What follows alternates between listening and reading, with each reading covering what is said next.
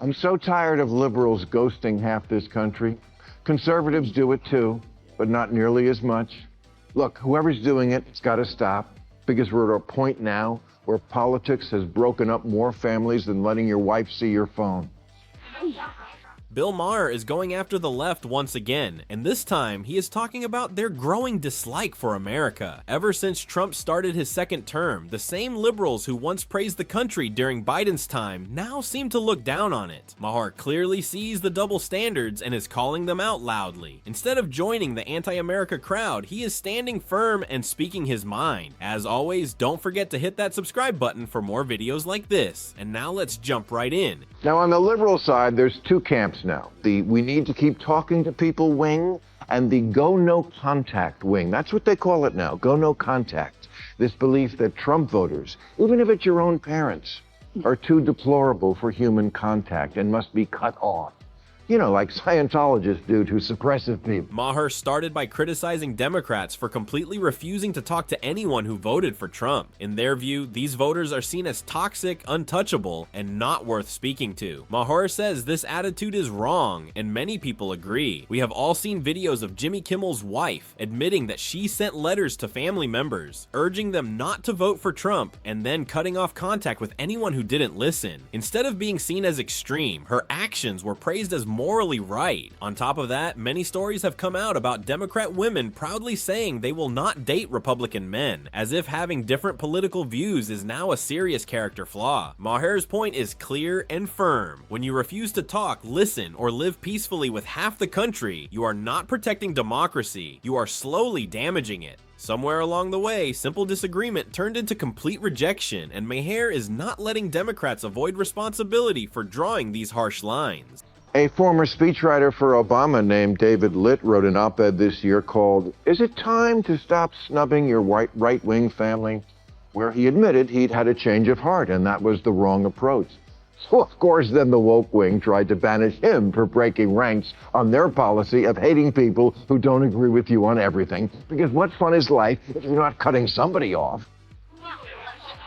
Maher warns that the situation is only getting worse. Now, any person on the left who dares to talk to conservatives is pushed away, ignored, or even banned. This does not happen because they changed their beliefs, but simply because they chose to have a conversation. And this is where things start to sound ridiculous. If the left truly trusted their own ideas, talking would not feel like betrayal. Instead, it would be seen as a chance to explain and persuade. After all, honest conversations are how people learn and sometimes change their minds. When liberals talk with conservatives, they might challenge each other, clear up misunderstandings, or even find common ground. But instead, many act as if talking itself is dangerous. Maher's message cuts deep. A movement that is scared of conversation is not protecting its values. It is showing its insecurity. Silencing others does not win arguments. It only proves that you are afraid to have them. Mr. Litt asks the question, what has all this banishing accomplished? Oh, I know.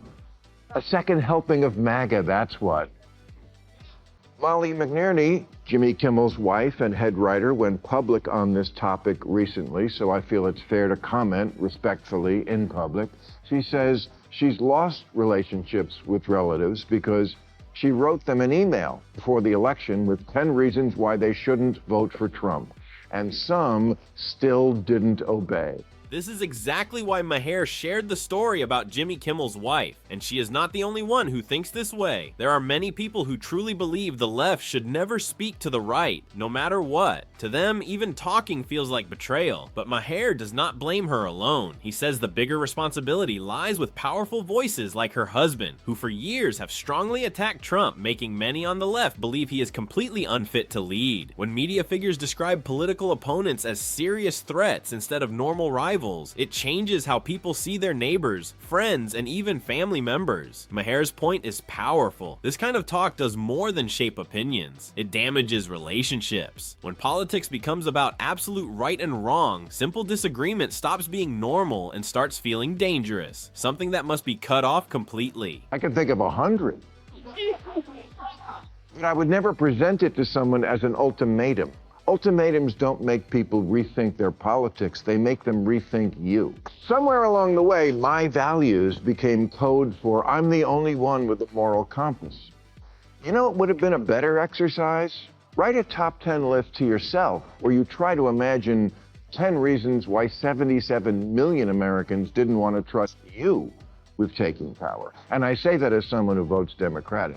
As I like to remind my very pure friends, we voted for the same person. You're just why she... Maher's argument is strong, and it is hard to disagree. Many people now admit that the party helped cause its own defeat. First, leaders supported an untested and unpopular candidate, expecting voters to simply follow along instead of being inspired. Then they pushed messages that failed to connect with everyday Americans, especially on important issues like the economy, safety, and common sense. Even when warning signs appeared, they refused to change direction. Instead of listening, they doubled down on the same preachy and overly woke language that many voters were already tired of hearing. Any criticism was quickly labeled as ignorance, hate, or bad intentions. The result was almost impossible to avoid. What followed was not just a loss, but one of the most surprising and painful defeats in recent history. Maher's point is sharp. When a party ignores voters, lectures the nation, and punishes disagreement, it should not be shocked when people push back at the polls. Can we please try to remember, especially at this time of year, that most people don't decide their politics. They inherit them. It's about where you grew up in America, what your parents taught you, your life experiences, your religion. Marjorie Taylor Greene of Georgia was here recently, and I was amazed by the number of people who reached out after the show to say, wow, I kind of like her.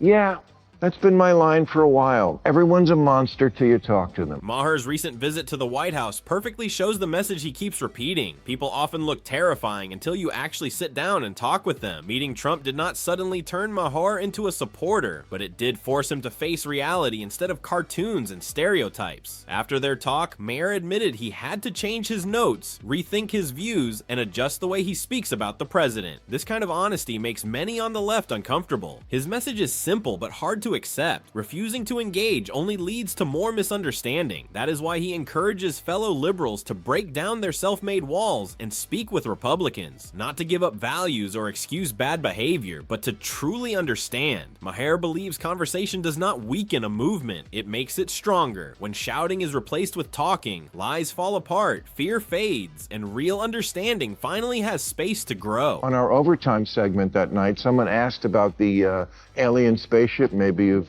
been reading about it, the 3-1 Atlas comet that's headed to Earth and will arrive on December 19th to wipe out all life as we know it. It's a joke, don't worry. And when I quoted people in our own Defense Department who had said, well, hold on, what you think might be aliens actually could be fallen angels or demons. Marjorie agreed, saying, absolutely. She said, I'm a Christian conservative, angels and demons, that's what we believe. Okay, I think that's nuts. But you know what? So is this a girl or a boy? I can't tell by... Intro 6. Maher's main point here is simple, but it is tough for many on the left to hear. They are not the only ones who hold wisdom, intelligence, or moral truth. They do not own the truth, just like the right. They also have their share of strange ideas, weak arguments, and blind spots. Maher is not saying conservatives are perfect. He is challenging the left's belief that they are automatically smarter and morally better. When people start thinking this way, they stop questioning their own ideas. Pride takes over, and honest thinking fades. Maher says this smug attitude has drained serious debate, turning politics into nothing more than a show. The constant lectures, moral judging, and endless virtue signaling mean nothing if you cannot defend your ideas without insulting others. In the end, Maher's criticism is clear. Humility is always stronger than empty pride. As well as 1,000 other things about the Trump administration I never stop pointing out on this show. But I'm an adult, and in the real world, there's some people you just can't stop talking to. Like your spouse or partner after a bad fight, tempting as that is.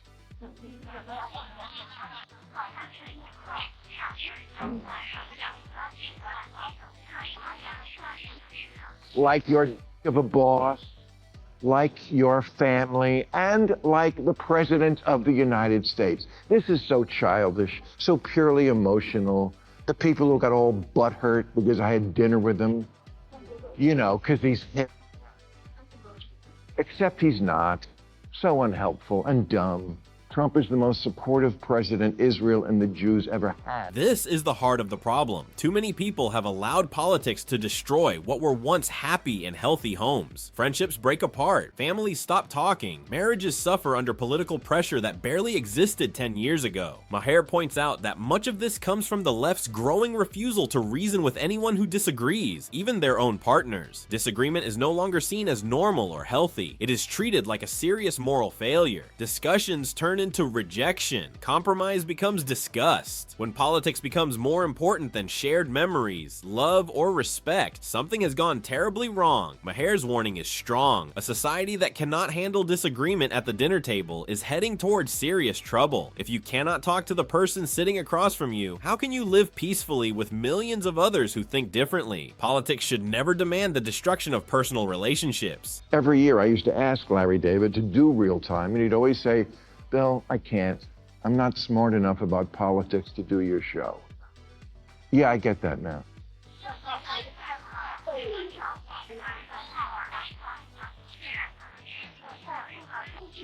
Because there is no argument here.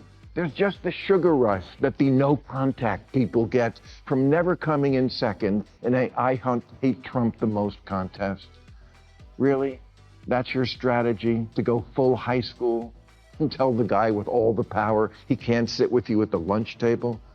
To borrow a phrase familiar to HBO viewers, you are not serious people. The reason behind this silence is clear: fear. Many on the left are worried they might actually lose arguments to conservatives on certain topics. So instead of debating, they simply avoid the conversation. Avoiding becomes the plan. That is why Maher criticized Larry David, who publicly scolded him for visiting the White House and having dinner with Trump. The irony is hard to miss. Maher has invited David onto his show many times, but David always said no, claiming he was not smart enough for political discussions. Yet somehow, he felt smart enough to criticize Maher for a political decision. This contradiction is exactly what Maher keeps highlighting. You cannot avoid debate, claim politics is beneath you, and still feel justified in public outrage. If you want to speak up, you should be ready to show up, talk honestly, and defend your views instead of throwing criticism from a distance. Axios wrote a column in August entitled 11 Ways to Influence Trump, based on many interviews with people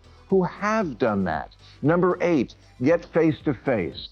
The trick is getting in the room, away from cameras and social media. Trump will say or write horrible things, but rarely in person, one-on-one, where he comes off kinder, more interested, less erratic. Exactly.